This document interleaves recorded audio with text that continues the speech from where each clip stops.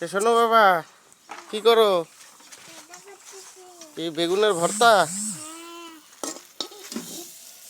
বাহ, দেখি তো। বাবা,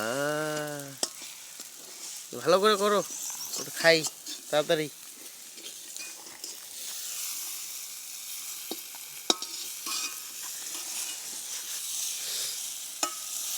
মাছের তরকারির উপরে এখন বেগুন পোড়া। কেমন লাগছে রান্না করতে? এদিকে তাকাও দেখি। তুমি তো রান্না শিখেই গেলা। উনারা রান্না করতে কষ্ট হয় না? এবার কেমন লাগছে? মজা লাগছে?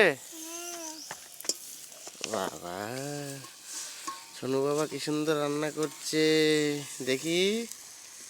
খুব খুশি তো? মনালি মাসিকে বলো একটু, মনালি মাসি এদিকে তাকায় বলো,